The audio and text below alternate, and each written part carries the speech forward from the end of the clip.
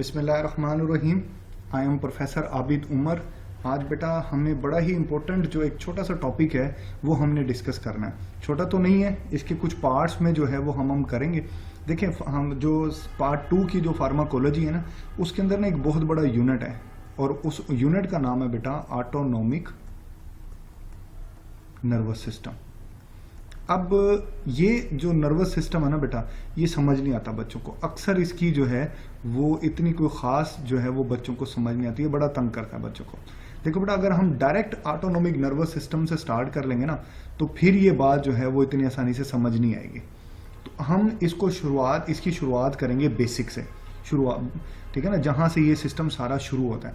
जब हमें बेसिक का कॉन्सेप्ट होगा ना, फिर ये सिस्टम हमें बड़ी आसानी से समझ आ जाएगा। देखें, आपके सिलेबस का बहुत बड़ा हिस्सा ऑटोनोमिक नर्वस सिस्टम के ऊपर मुश्तमिल है, तो इसलिए इसको समझना बहुत ज़रूरी है। एक दफ़ा जब ये सिस्टम आपको समझ आ गया ना, तो फिर आपको फार्माकोलॉजी का बेशतर हिस्सा जो है वो समझ आ जाएगा। चले इसको स्टार्ट कर लेते हैं। देखो, सबसे पहले बेटा यहाँ पर लिखा हुआ है नर्वस सिस्टम। देखो बेटा, ये नर्वस सिस्टम है क्या? आपकी बॉडी के अंदर जितनी भी एक्टिविटीज़ होती हैं, तमाम की तमाम एक्टिविटीज़ को, चाहे वो एक्टिविटी आपकी मर्जी के कंट्रोल में है या वो आपकी गैर इरादी है, इनवॉलंटरी या मर्जी के कंट्रोल में नहीं है, उन तमाम की तमाम एक्टिविटीज़ को आपका नर्वस सिस्टम कंट्रोल करता है। आपके नर्वस सिस्टम के ऑर्डर के बगैर एक भी काम आपकी बॉडी में नहीं होता, बिल्कुल भी नहीं होता। अब ये सारी एक्टिविटीज आपकी बॉडी की कैसे कंट्रोल करता है, ये बातें जो है वो हमने समझने। ये देखें, ये जो नर्वस सिस्टम होता है, इसकी मेन 2 डिवीजन होते हैं। मतलब इसको बेसिकली 2 हिस्सों में डिवाइड किया जाता है। एक हिस्सा उसका कहलाता है सेंट्रल नर्वस सिस्टम और दूसरा हिस्सा इसका कहलाता है पेरिफेरल नर्वस सिस्टम। अब इनमें क्या फर्क होता है, ये बातें हमने समझने। सबसे पहले हम समझते हैं कि ये सेंट्रल नर्वस सिस्टम क्या चीज़ है। ये क्या चीज़ होती है, थोड़ा सा इसको समझ लेते हैं। देखो बेटा, सबसे पहले ये जो सेंट्रल नर्वस सिस्टम है ना, सेंट्रल नर्वस सिस्टम, इसको कहा जाता है CNS।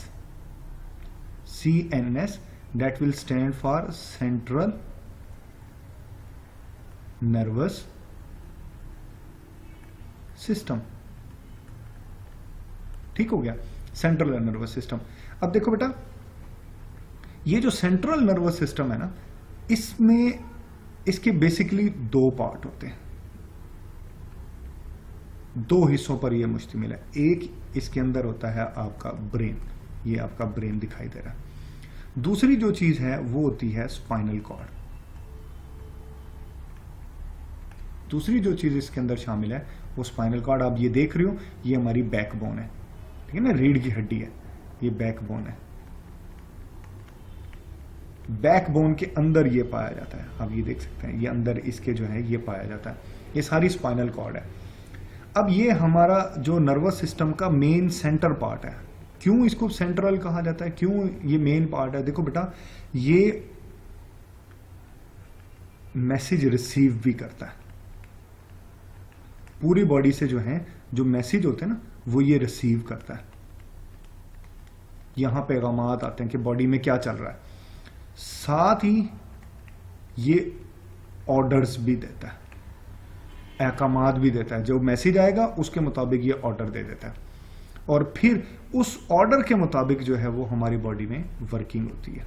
मसलन फर्ज कर लो, बॉडी से पैगाम आया कि जनाब गर्मी लग रही है, बॉडी का टेम्परेचर बढ़ रहा है, ठीक है ना, तो ब्रेन ऑर्डर क्या करेगा, पसीना पैदा करे, स्वेटिंग पैदा करें, ताकि हमारे जिस्म में थोड़ी कूलिंग हो, टेम्परेचर थोड़ा हमारा कंट्रोल हो जाए, ठीक है ना। तो इस तरीके से जो है ये सारा काम जो है वो कर रहा होता है। अच्छा, इसमें मेन जो काम होता है, मेन काम वो दिमाग का ही होता है कि दिमाग ही वो यही मैसेज को रिसीव भी कर रहा होता है और ऑर्डर भी दे रहा होता है। फिर ये स्पाइनल कॉर्ड क्या करती है, इसका क्या काम है? क्या ये कुछ नहीं करती? बिल्कुल ये करती है। देखो बेटा, ब्रेन की जो पहुंच है वो बड़ी लिमिटेड है, ठीक है ना। आपका ब्रेन आपकी बॉडी के हर हिस्से तक पहुंचा तो हुआ है, लेकिन कुछ हिस्सों में वो डायरेक्ट आपकी बॉडी के साथ कम्युनिकेट करता है, डायरेक्ट उसका ताल्लुक है। लेकिन कुछ हिस्सों के साथ, हमारे दिमाग का, हमारे जिस्म के कुछ हिस्सों के साथ डायरेक्ट ताल्लुक नहीं है, वो ताल्लुक स्पाइनल कॉर्ड से जुड़ा हुआ है। आप देख रहे हैं ना, ये दिमाग के साथ ये वो एरिया है जहां स्पाइनल कॉर्ड अटैच है। तो अब ये जो रीढ़ की हड्डी है, ये सारी जो स्पाइनल कॉर्ड है, इसके अंदर से नसें पूरी बॉडी के अंदर फैली हुई है ना, पूरी बॉडी के अंदर फैली हुई है। तो ये स्पाइनल कॉर्ड क्या करती है, ये स्पाइनल कॉर्ड ये करती है कि ये जो हमारी बॉडी से पैगामात को लेती है और फिर ये हमारे दिमाग तक पहुंचा देती है। और फिर दिमाग से ऑर्डर को लेती है और पूरी बॉडी तक पहुंचा देती है। मतलब ये एक हेल्पर है, काम इसका भी दिमाग वाला ही है।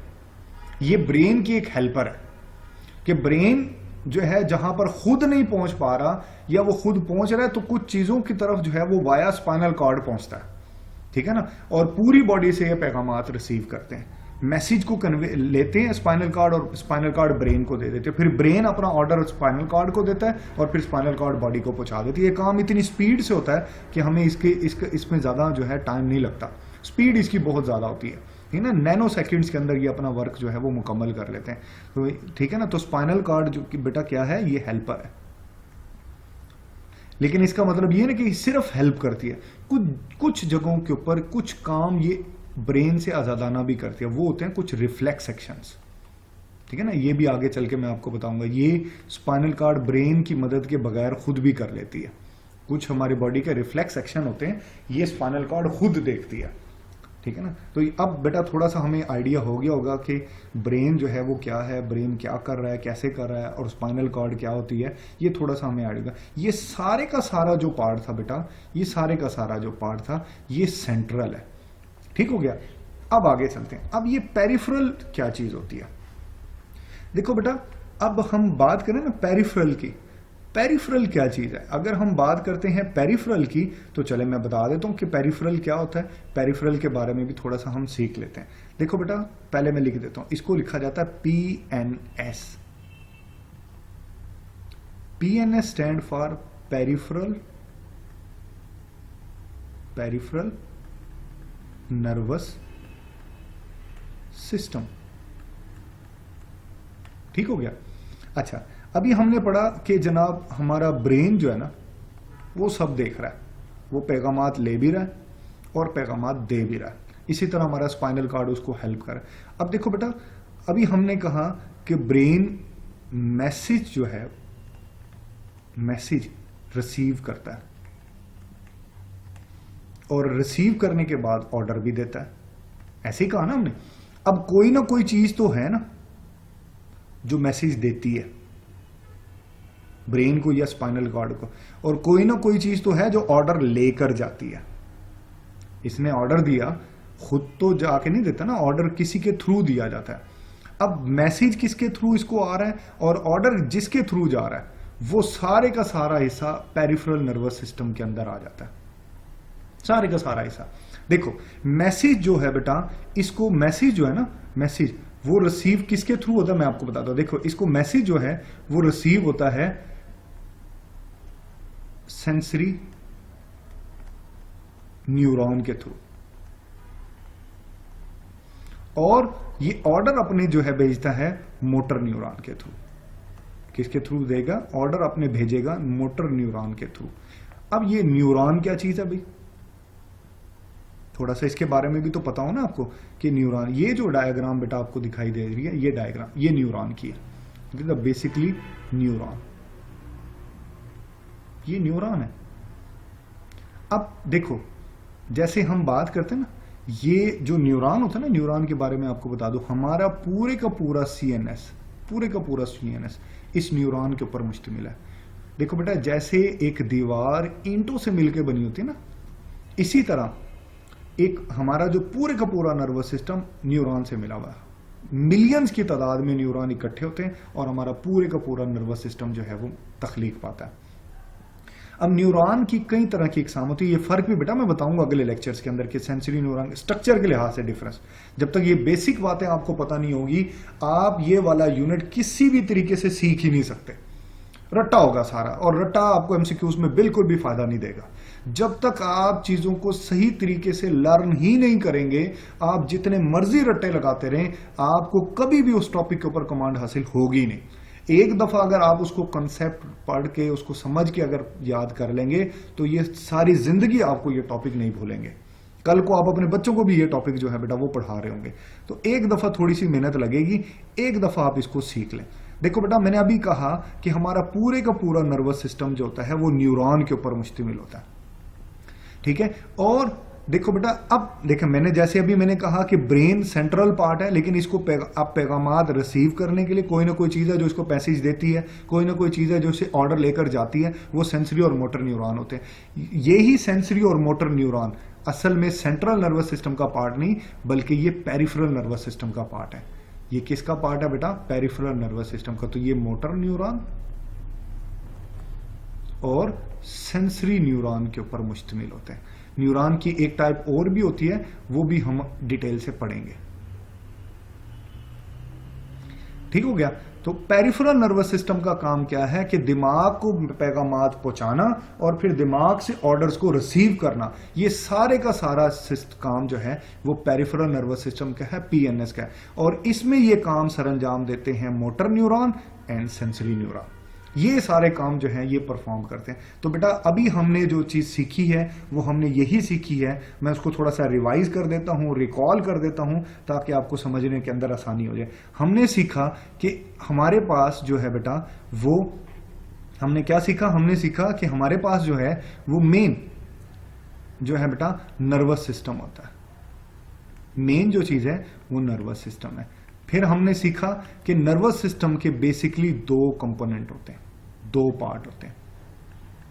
एक को जो है बेटा वो कहा जाता है सीएनएस और दूसरे को कहा जाता है पीएनएस।